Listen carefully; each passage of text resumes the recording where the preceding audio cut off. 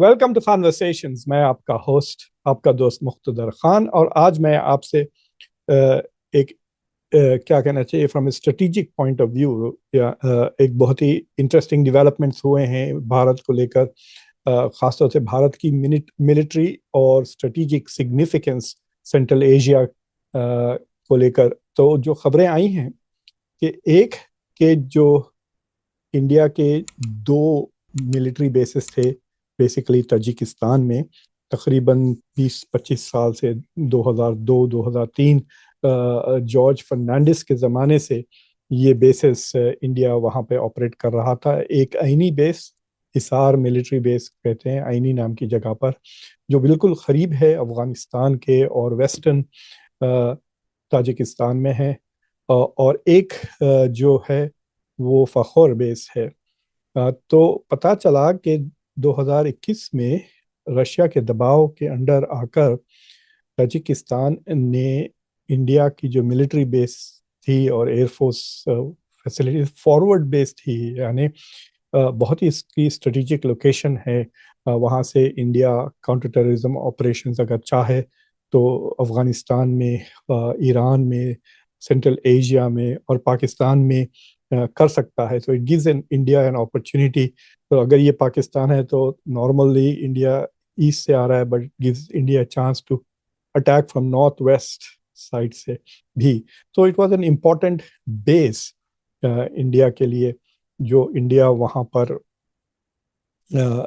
Basically अपनी air force capabilities, और बीच में वो सिविलियन पर्पसेस के लिए भी इंडिया के स्टूडेंट्स वगैरह जो सेंट्रल एशिया में फंस गए थे, तो उनको वहाँ से ट्रांसफ़र करने में भी वो पिछले चंद हफ्तों महीनों पहले इट वाज आल्सो यूज्ड। तो लेकिन ये इंडिया को एक्सेस 2021 में बंद हो गया था। तो it is an interesting development कि ये पब्लिक को पता नहीं चला अभी तक। और सवाल ये उठता है कि क्यों इंडिया की सरकार ने इसको छुपा के रखा था। This is not something that democratic societies do. तो ये छुपी बात सिर्फ इंडिया की पब्लिक से, क्योंकि सारे दूसरे मुल्कों को जो वहाँ के स्ट्रेटेजिक वैल्यू रखते हैं, नज़र रखते हैं, और इंटेलिजेंस एजेंसीज हैं, उन सबको तो पता चल गया होगा कि इंडिया का बेस अब वहाँ पर नहीं है, इंडिया की प्रेजेंस नहीं है वहाँ पे। So the only people who were in the dark, यानी जो जो जो लोग, सिर्फ वो लोग जिनको नहीं पता था वो इंडिया की पब्लिक थी। तो इंडिया की सरकार ने इंडिया की पब्लिक से बता के रखी थी। And I don't understand what the strategic value है सिवाय डेमोक्रेटिक इलेक्शंस वगैरह के से ताल्लुक रखता हुआ। तो लेकिन ये बहुत इंपॉर्टेंट है बिकॉज इससे इंडिया की एक मिलिट्री सिग्निफिकेंस प्रेजेंट जो थी सेंट्रल एशिया में वो कम हो गई है। और अगर एक बेस काफ़ी था फाखर, तो इंडिया दो बेसिस पे पैसे क्यों खर्च करता है? क्योंकि इंडिया ने एक्चुअली इन बेसिस को डेवलप भी किया है, इनमें इन्वेस्ट किया था। वो बिल्कुल बेकार से पड़े हुए थे और इंडिया ने उसको यूजेबल बनाया था। तो इंडिया के काफ़ी इन्वेस्टमेंट लगे हुए थे, उसके बावजूद इंडिया वाज पुश्ड आउट। तो खबर ये है कि this was under pressure from Russia. Russia अपने आप को एक तरह से, जो फॉर्मर सोवियत रिपब्लिक्स है सेंट्रल एशिया के 5 मुल्क, तो वो एक इदारा चलाता है CIS के नाम से। और तो वहाँ पे रशिया की बहुत ज़्यादा मिलिट्री प्रेजेंस है सेंट्रल एशिया में, and it didn't want India.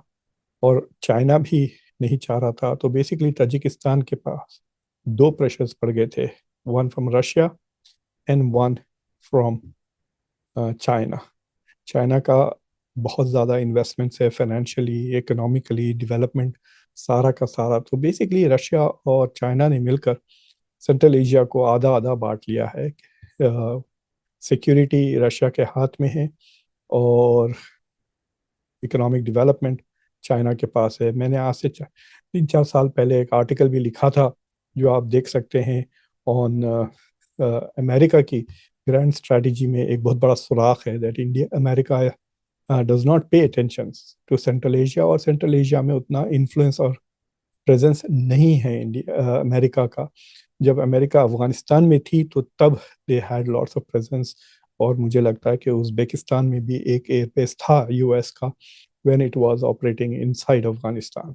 इसलिए भी शायद डोनाल्ड ट्रंप बाग्राम एयरबेस को वापस हासिल करना चाहते हैं, ताकि अमेरिका की मिलिट्री प्रेजेंस हो सेंट्रल एशिया में, which is a very important reason.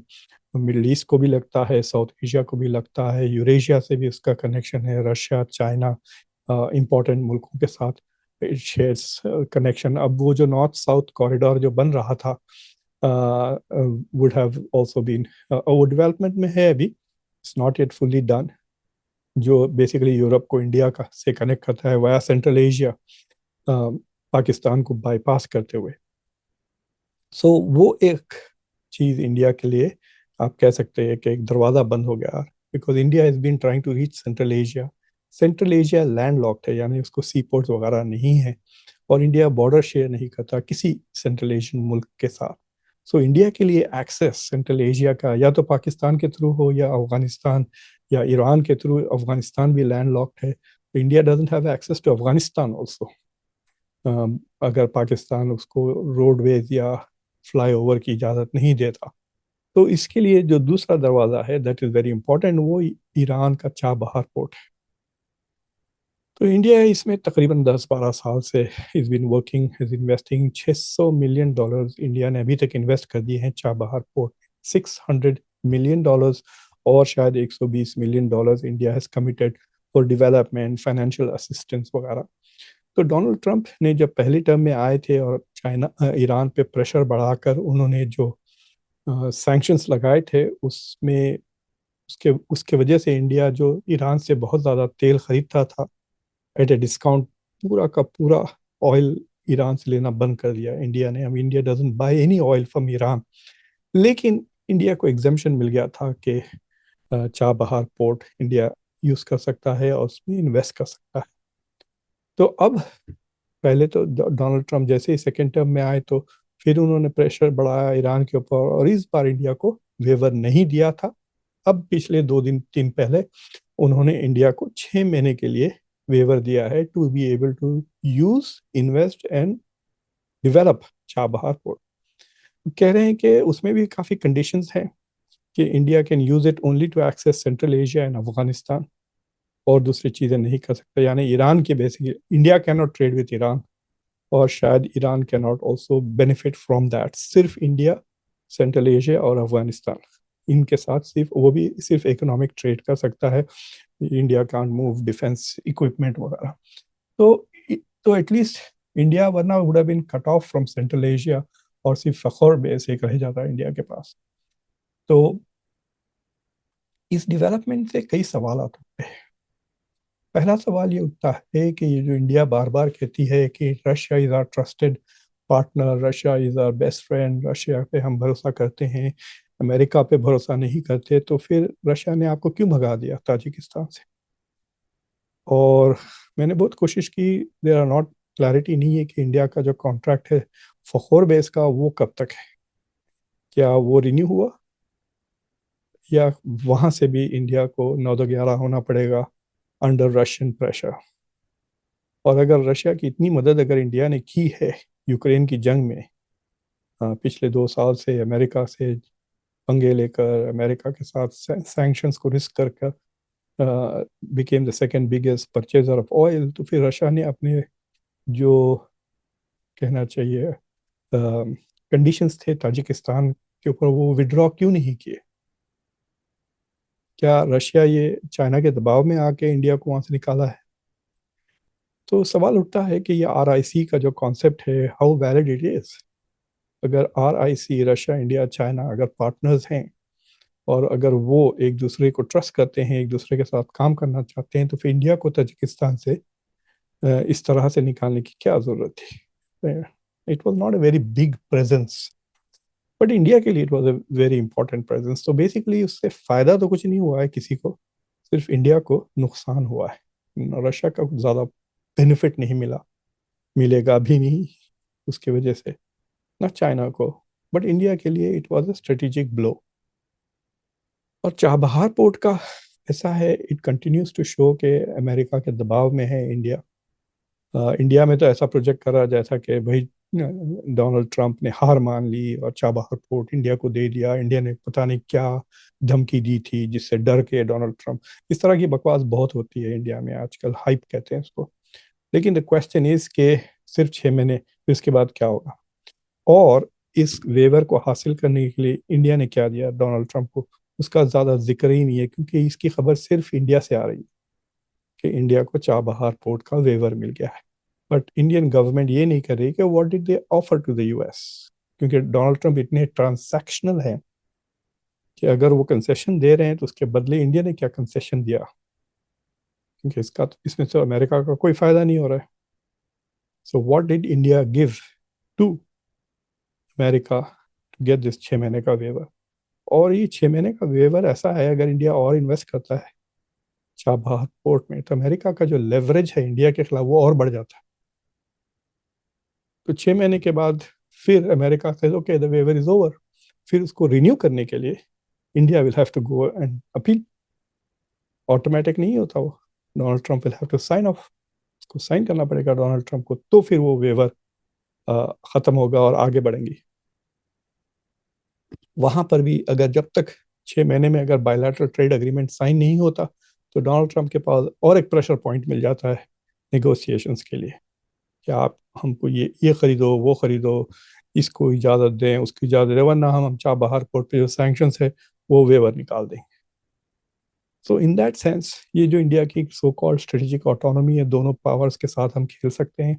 Well, दोनों पावर आपके साथ खेल रहे हैं। अमेरिका आपके इन्वेस्टमेंट्स को जेपरडाइज कर सकता है। It's not just $600 million, it's also a jeopardy आप कह सकते हैं of strategic significance. India will have no access to Central Asia, जिसमें इंडिया इतना इन्वेस्ट करना चाहता है।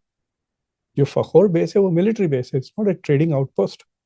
ट्रेड तो यहाँ से होगा ना, माल अगर जाएगा तो पानी के जहाज से जाएगा, और कैसे जाएगा? तो it will go bye there and वहां से ट्रेन अफगानिस्तान को और सेंट्रल एशिया। सो इंडिया, अब दूसरी चीज ये है कि इंडिया का जो अंडरस्टैंडिंग है वॉट एवर इट इज, क्योंकि इंडिया तो कह नहीं रहा है ना कि उसने क्या दिया डोनाल्ड ट्रंप को, तो रशिया और China will see India as American partner in Central Asia, कि अमेरिका और इंडिया पार्टनर्स है या रशिया और चाइना पार्टनर्स है। So much for RIC and so much for strategic autonomy, दोनों खत्म हो गए। तो इट इज़ इंटरेस्टिंग, जो डेवलपमेंट हुआ है उसका इंटरेस्टिंग है। और उसके मुझे लगता है उसका थोड़ा जो रैमिफिकेशंस है या उसका जो उस असर है वो central Asia, south Asia, India Afghanistan के रिलेशंस, इंडिया पाकिस्तान के relations, India America, India China, India Russia और इंडिया सेंट्रल एशिया, इन सब के ऊपर असर पड़ता है इन दो चीज़ों से।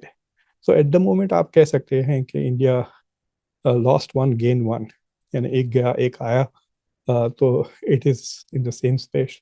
लेकिन I think Chabahar port is more important than the military base, क्योंकि India is not going to fight a war in Central Asia, लेकिन इंडिया ट्रेड जरूर कर सकता है उनके साथ और बेनिफिट भी कर सकता है फ्रॉम देम।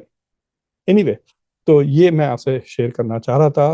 और अगर आपने अभी तक कॉन्वर्सेशंस को सब्सक्राइब नहीं किया हो तो प्लीज़ चैनल को सब्सक्राइब करें, इस वीडियो को लाइक करें, बेल आइकॉन ज़रूर दबाएं और इस वीडियो को दूसरों के साथ ज़रूर शेयर करें। और मेरा जो इंटरव्यू हुआ है it is in English with Pushparaj Deshpande, एक बहुत ही यंग और बहुत ही थॉटफुल, भारत के फ्यूचर के बारे में सोचने वाले, गहरी नज़र रखते हैं इंडियन इकोनॉमी पर, इंडिया की पॉलिटिक्स पर, ग्लोबल पॉलिटिक्स और ग्लोबल इकोनॉमी पर। तो वो भी जाके ज़रूर देखिए, a vision for a better India and a better world, वो जो मैंने आज लगाया है उससे ज़रूर जाके देखें। तो थैंक यू फॉर वॉचिंग, और until next time, मैं आपका होस्ट, आपका दोस्त मुख्तदर खान। Take care.